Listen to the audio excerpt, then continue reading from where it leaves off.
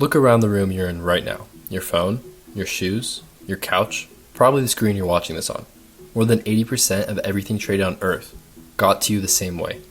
Weeks at sea, inside a steel box on a ship owned by someone you've never heard of, flying the flag of a country that ship has never even visited. Owning one of these things can make you $100,000 a day, or bleed you dry while it sits at anchor. By the end of this video, you'll understand the strangest big business on the planet, including why it ends on a beach in India where ships get sold by the pound. Start with the number that makes everything else matter. Over 80% of world trade by volume moves by sea. Not planes. A plane carries almost nothing by comparison. Not trucks. Trucks do the last 100 miles. The global economy is physically ships. And yet, you can probably name 50 airlines and not 3 shipping companies. The blindness is exactly why this business gets away with being as weird as it is. So let's buy a ship and see what happens. First, the price of a seat at the table. A big modern container ship, the kind that carries 15,000 of those 20-foot boxes, runs around $200 million new. That's the cost of a skyscraper. Except your skyscraper floats, rusts, burns tens of thousands of dollars of fuel, and can be impounded by a court in a country you've never been to. And here's your first taste of how unhinged this market is. Even the sticker price won't sit still. That same 15,000 box new build cost about $158 million one year and $210 million the next. The asset jumped 33% in 12 months before it ever carried a single container. Imagine if houses did that. And unlike a skyscraper, you can't pick up the investment and move it somewhere safer. It is the moving. So who on earth signs up for this?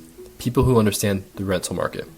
Because this is where shipping stops being a transport business and starts becoming a casino. Here's the game. You own a mid-size, 20-year-old container ship. In late 2020, a company would pay you about $25,000 a day to rent it. Pause and guess what that same ship rented for 1 year later at the end of 2021. $100,000 a day.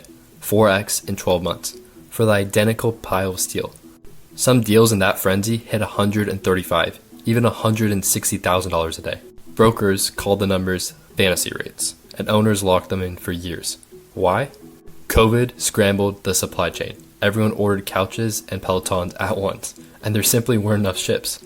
That's the whole secret of this industry. The supply of ships can't change quickly. Building one takes years. So when demand twitches, the price does all the moving. Own steel when the world panics and you're rich. Own it 18 months late and you bought the top. Now the part that sounds illegal but really isn't. Walk through any port and read the sterns. Panama, Liberia, Marshall Islands, 3 small countries that together register about 46% of the entire world's shipping capacity. Liberia, a nation that has seen almost none of its ships. In fact, about 73% of the world fleet flies a flag from a different country than the one its real owner lives in. It's called a flag of convenience, and it's exactly what it sounds like. Register your ship in Panama, and you get lower taxes, lighter labor rules, cheaper paperwork, a legal identity built for the ship's accountant, not its crew. A German-owned ship built in Korea, crewed from the Philippines, flagged in Liberia, carrying Chinese goods to America. Who regulates that? Technically, Liberia. Practically, well, that's the whole point. March 2021. One ship, the Ever Given, 400 meters of it, gets shoved sideways by the wind and wedges itself across the Suez Canal. For 6 days, the single most important shortcut in world trade is a parking lot. The estimate that went around the world, $9.6 billion of goods held up per day. Hundreds of ships stacked up at anchor, factories waiting on parts, and the entire planet briefly remembered that its economy hangs on a few narrow waterways and some very large boats. And if you want to see everything from this video in one photograph, look at that ship. Owned by a Japanese company, operated by a Taiwanese line, crewed from India, flagged, of course, in Panama, stuck in Egypt, while lawyers on 3 continents argued about whose problem it was. That's not a free combination. That's just what a ship is. For our purposes, one detail matters most.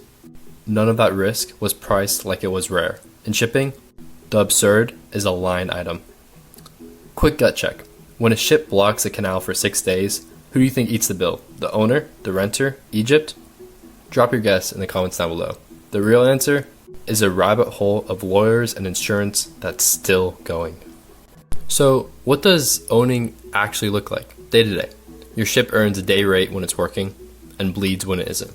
Crew, insurance, maintenance, spare parts, tens of thousands a day in running costs before it moves an inch. Fuel for a big ship can be tens of thousands more, though on many charters, the renters pay the fuel.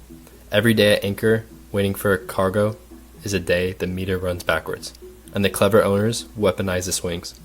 In the 2021 frenzy, instead of taking the highest day rate, many locked renters into multi-year contracts at boom prices.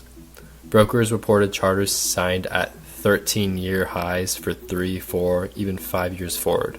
Translation: when the market finally crashed, those owners who were still collecting 2021 money in a 2023 world, with the renter legally stuck holding the bill, that's the actual skill in this business. It's not seamanship, it's knowing which year of the roller coaster you're standing in. The costs are fixed and relentless. The revenue swings 4x in a year. You don't smooth that out, you time it, or you die slowly while smiling. And then there's how it ends, my favorite part, because nobody outside the industry knows it. A ship works maybe 25, 30 years. Then the repairs cost more than the ship earns, and you sell it by weight, literally by the ton, like scrap meat. The going rate in early 2026, roughly $425 to $450 a ton in India and Bangladesh. The buyers run it straight up onto a beach, most famously Alang in India, the largest ship-breaking shore on Earth, where crews tear it apart for steel. A cargo ship can be worth $1 million or more in scrap metal alone. Think about the Ark. Kristen with champagne, $200 million, earns $100,000 a day at the peak of a boom, dies on a beach, price per pound. There's no more honest chart of an asset's life anywhere in finance. Put it all together, and you get the rhythm this industry has repeated for decades. Rate spikes, owners get rich, flush owners order new ships, the new ships all arrive 2 years later at once. Now there are too many ships, rates crash, owners bleed, the weakest sell their fleets to the beach, supply shrinks, and the next crisis sends rates to the moon again. Boom, glut, bust, scrap, repeat. Everyone in shipping knows the cycle. Almost nobody resists it, because the money at the top is too good and the bottom always feels impossible until it arrives. And now you know the cycle. Where do you think we are on it right now? Boom, glut, or quiet before the storm? Put your read in the comments. In a couple of years, we can come back and see who called it. A ship isn't really a vehicle. It's a $200 million bet on chaos. And chaos always shows up, eventually. So, what would you do? $200 million, one steel box, a shot at $100,000 a day, or a slow bleed at anchor? Yes or no? And what's your strategy? And if you want more of the hidden math running the world, like why mobile games lie to you in their ads on purpose, or how all-you-can-eat buffets always win, those videos are on my channel. Like and subscribe, and I'll see you in the next one.